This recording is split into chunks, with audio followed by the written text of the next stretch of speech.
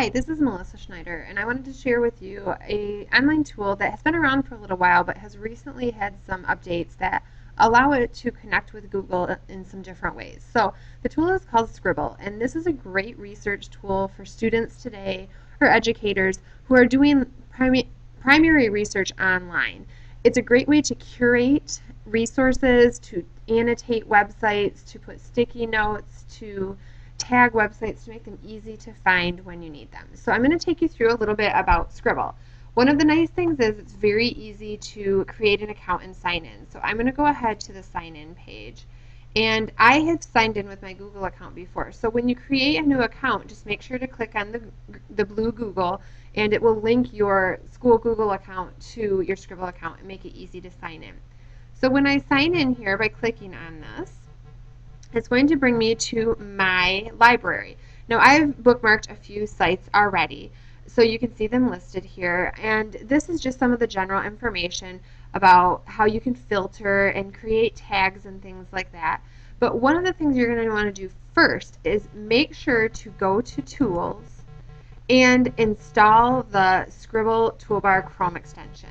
Now I have already installed it. You'll just click on the Chrome Web Store to go and install like you would any other extension.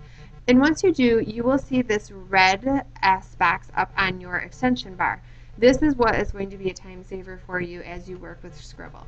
So the next thing that I'm going to do is just do a little pretend research here. So I'm going to look up the Zika virus and just go to a website that I think might look interesting for research.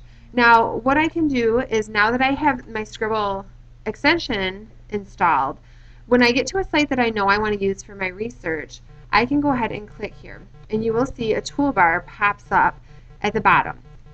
A few different options with this toolbar that you'll want to know are the highlighting feature, the sticky note feature, and the saving feature. Those are primarily the things you're going to use. So as I research, I might go through and find a fact about how the Zika virus is transmitted.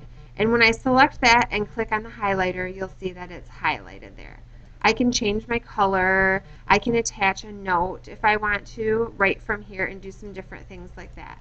So another thing I could do is, if there's a section of text here that I read and then I want to make a comment or a note related to that text, I could paraphrase it, explain what I think, just record some notes about this, all while I'm still working online.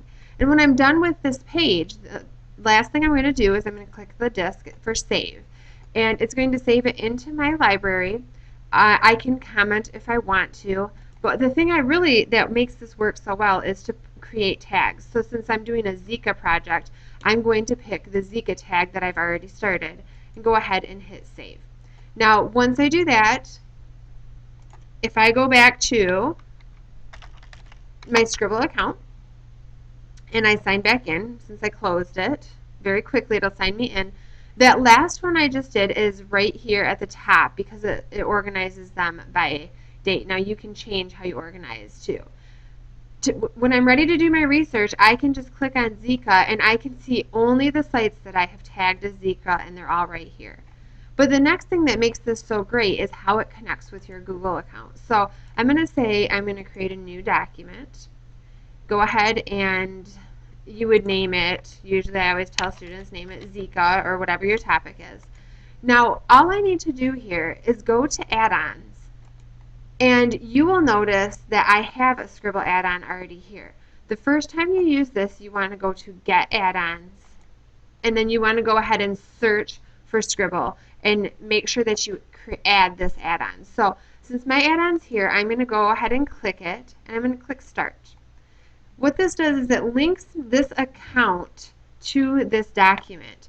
So I can see my library, and if I type in Zika in my search bar, it is going to bring up anything that I have highlighted right here. So all the highlights from my different things. What I can do then is, if I want to look at the general references, I can click and get to that link right away, easily find it. But as I'm typing my paper, I can go and say, oh, there was a quote over here that I know I wanted, and I want to add it to my paper. This button pops up, I click add to paper, and what you'll notice is the quote that I highlighted is automatically added and the parenthetical citation is right there. But what's even greater is that it creates a works cited page for me as I go.